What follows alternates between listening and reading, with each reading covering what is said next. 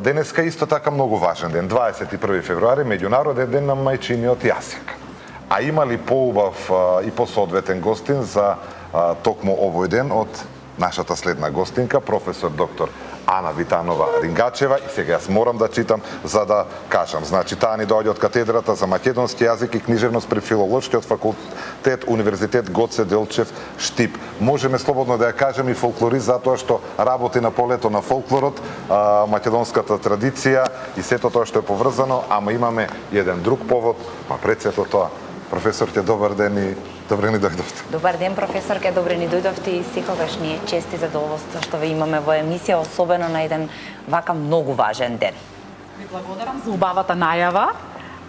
Навистина човек не може да остане рамнодушен кога е вака во ова толку убаво студио.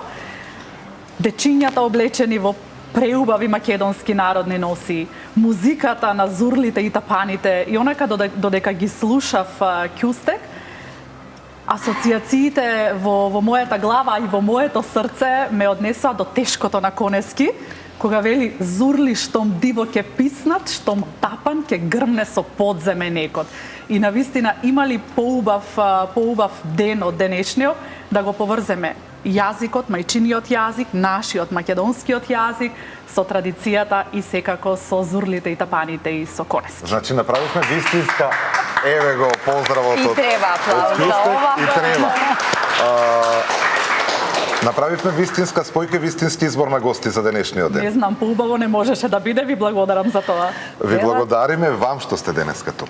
Така е, велат дека мајчиниот јазик некако е наш генетски код, наш белег што го носиме од раѓање до последниот ден тука на планетата.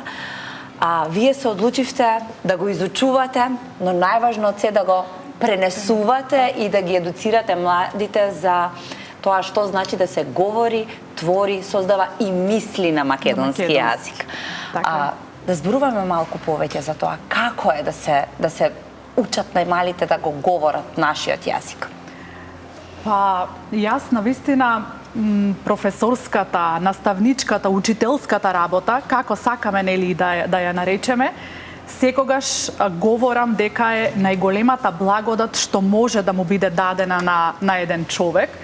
И кога, знаете, некој се одлучува да го прегрне учителскиот позив, мора да биде свесен дека тоа мора да го прави на најискрен начин, тоа мора да го прави со емоција длабоко откорната од душата, мора да биде глаголјубив пренесувач на најубавите, најсилните аманети, завети што ни ги оставија нашите најголеми лингвисти, книжевници, луѓето кои што почна да ја ораат, така да кажам, македонската бразда и да го засеат семето, да се родат плодовите што ние денеска ги собираме, а се вика, тоа се книжевните дела, преводите на македонски литературен јазик.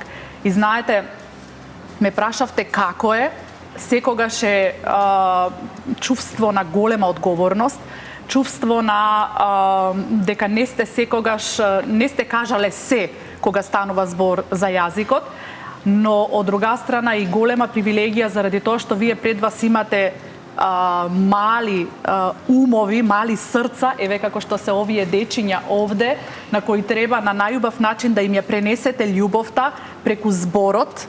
Меѓутоа и еве како што ова вие го правите преку песната, преку музиката, преку се што е создадено на нашиот убав македонски јазик.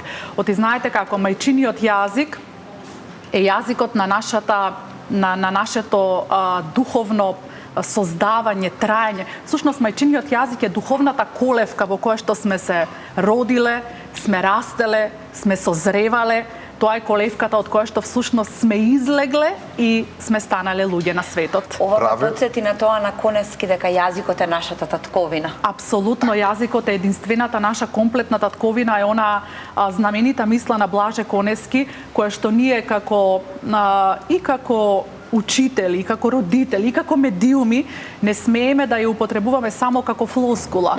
Напротив, мораме да ја живееме суштината на таа мисла, а ја живееме само тогаш кога правилно го говориме нашиот македонски литературен јазик, само тогаш кога како учители во училница не зборуваме на дијалект, часот го одржуваме на македонски литературен јазик, само тогаш кога како медиуми внимаваме, како што тоа го правите вие, ја зборувате чистата форма, стандардната форма на јазикот, и кога како родители, тогаш кога нашите деца соочени со се што е современа технологија, кога наидуваат на голем наплив на зборови, најчесто од англискиот јазик, како јазик на глобалниот свет, да ги искоригираме, кога ќе употребат англиски збор, да го најдеме соодветниот македонски збор, и всушност само така ќе заслужиме или ќе бидеме тоа што ние сакаме да кажеме горди на нашиот убав македонски јазик,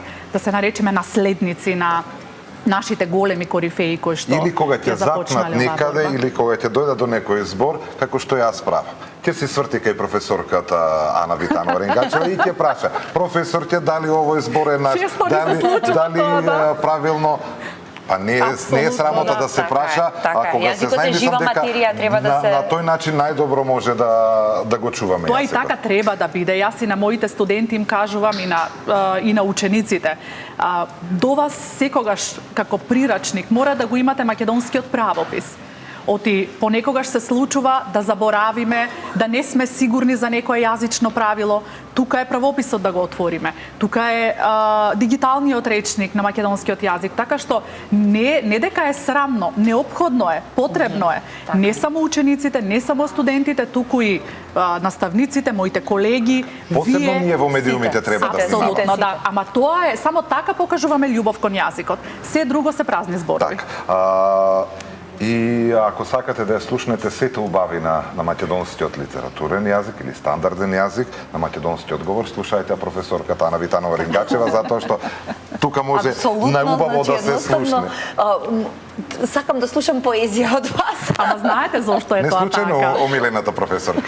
Нека биде така, ама знаете што, тоа е се процес на вистина процес на учење, заради тоа што, еве, јас потекнувам од Струмичкиот регион. И сега најтешко е кога едно дете од Источна Македонија или еве од вашиот крај да го ставите во воспитно-образовниот процес и тоа дете да почне да го учи македонскиот литературен јазик и да го зборува, значи да го практикува по нормата. Но тоа дете не може само тоа да го направи. Тука мора да бидат пред се учителите од најмала возраст. Зборуваме од градинките. Замислете сега во градинка во Источна Македонија, кога учителката, воспитувачката зборува на дијалект. Детето подоцна се соочува со литературниот јазик кога ќе го слушне на телевизија или каде и да било. И во главата на тоа дете се создава навистина една забуна што е тоа што го слуша секојдневно, а што е тоа што го слуша на пример и што е правилно. И сега тоа дете кога ќе го ставите во воспитно-образовниот процес, преку од најмала возраст, од прво оделение, потоа во предмет на настави така натаму, тоа мора постојано да го слуша литературниот јазик, за да може полека да ги усвои правилата. Јас сум ја имала големата среќа да имам и учители и наставници од кои што го учев литературниот јазик. Знае Зоран, покојната професорка Елка Терзиева, култната професорка во Струмица, не дозволуваше еден збор на дијалект да се каже за време на часовите. Сите учевме од неа. И јас денеска мојата работа ја доживувам само како еден вид одолжување кон нејзиниот вложен труд во тоа ние, нејзините ученици, еден ден да бидеме добри професори. Јас навистина се надевам дека во нашата татковина има многу вакви професори кои што ќе го негуваат зборот и јазикот, бидејќи тие се иднината на тоа што ќе остане во нашата држава. Сега, професорке, вие кога зборуваме за македонскиот јазик, вашиот придонес го направивте со ова што гледачите веќе може да го видат и го гледат, мултимедијалниот буквар Азбука од планетата Азбука. Прекреативно и многу интересно. Конечно да дојде време да го промовираме. Така е, да. Ќе ни објасните зашто конкретно се работи, многу поинаков буквар од тој од кој што ние имаме учен. Така е. Азбука од планетата Азбука всушност се роди како идеја пред едно 3-4 години, можам да кажам, на едно прашање на мојот помал син, додека беше во фаза на описменување и нормално дека му беа тешки оние први моторни вежби, нели, запишување, коси црти, прави црти и така натаму. И кога требаше да почне веќе да ги учи буквите, ме праша, добро, на другите планети децата дали ги учат буквите и дали знаат што е азбука? Буквално така. И јас нормално, како и сите родители, понекогаш кога остануваме без одговор, јас останав без одговор, меѓутоа не престанав да размислувам на таа тема и некако сосема природно ми се роди приказната за Аз и Бука. Аз е принцот, а Бука е принцезата. Тие доаѓаат од планетата Азбука и доаѓаат на нашата планета на 1 септември, за да видат дали нашите дечиња знаат за буквите, дали има училишта, дали одат на училиште и така натаму. И се роди приказната, најнакрај од букварот е сликовницата за Аз и Бука од планетата Азбука. Ова е таа мала сликовничка и тука е приказната. Ја споделив идејата со Ксенија Маказлиева Трајчева, која што е креативен уредник во Просветно дело, во издавачката куќа Просветно дело. И во разговор со неа и со македонскиот писател за деца, еден од најголемите и се уште активни писатели Киро Донев, дојдовме на идеја да направиме едно вакво мултимедијално издание, но ни требаше азбука. Значи ни треба за буквата А да има песничка, за буквата Б и така натаму. И тука нормално Киро Донев ја понуди неговата азбука, тогаш беше веќе напишана за едно од списанијата и врз основа на таа азбука всушност почна букварот да се гради. И освен од Киро Донев, има текстови од, например, големиот Видое Подгорец, од покојниот Наум Попески, од Ванчо Полазарески, од нашите струмичани Сузана Мицева и Димитар Алачки и така натаму. И полека букварот ја доби својата форма, но се постави прашањето пошто ќе се разликува овој буквар од сите останати што ги имаме. Јас најдов на... За да извадиме... Да извадиме, нека каже професорката, најдов на која страна да го поврземе со... Има и вако нешто. Да. Што направивме? Тоа што го спомна Зоран на почетокот, да го слушаат децата убавиот македонски јазик. Сите содржини што се застапени во букварот, ги направивме со QR кодови да се поврзуваат со истите содржини аудиовизуелни, кои што се прикачени на YouTube, а ги читам јас со мојот глас. Прекрасно. Дали е телефонот кај тебе? Да, тука е. Може ли да сакате да кажете дека овој буквар е направен да биде нели, да одговара и на новото време, ама сепак да одиме на стандардниот литературниот македонски јазик. Така е. Да, мораше така заради тоа што ова се деца на новото време. И ние не можеме децата да ги оставиме нели чекор наназад. На децата мора да им понудите содржини кои што сепак ќе бидат блиску до нивното времето во кое што тие живеат, а тоа нормално се оние аудиовизуелни содржини кои што треба да им бидат и Аз и Бука од планетата Азбука. Ајде. Значи ве носи таму. Таму ве носи, да. Тапан. Тапан. Там. Тапанот силно бие. Тоа е знак дека негде весело оро се вие. Трајче е уште мал на тапан да чука, но затоа само вежба да тропа на тарабука. Прекрасно. Киро Донев. Ете така. И сите содржини всушност Значи за секоја буква, за секоја за содржина. секоја, заради тоа што, например, кога децата се во процес на описменување во предучилишна возраст, кога се уште не можат да читаат и да пишуваат, тие преку сетилото за слух и за вид нормално, нели, преку слушање и преку гледање ќе ја примаат содржината и за нив ќе биде интересно заради тоа што е шарена, заради тоа што има нели своја убава визуелна страна. Има рима, може да се запомни песничката брго. Да, многу е важно. Киро Донев е сепак писател кој што навистина до срж ја познава детската душа и може да направи содржина која што децата може да ја примаат. Децата учат врз основа на римувани стихови. Сметам дека ова е многу важно, особено во периодот во кој живееме. Еве, сега ќе зборувам како мајка, бидејќи сум мајка на 3 години годишно дете кое што се запознава со буквите, но често има влијание и од надворешниот свет, особено од англицизмите и англиските зборови, што ги гледа на телевизија, што ги слуша. Неодамна имав една ситуација кај што ја гледаме буквата Р и Жан ми вика: "Еј, пи." Да. И толку се роди во мене некој така благ револт. Така. Викам, се уште не се знае македонската азбука, веќе се има Затоа ќе си го купиш буквар. Така е, се има свесност за англиската.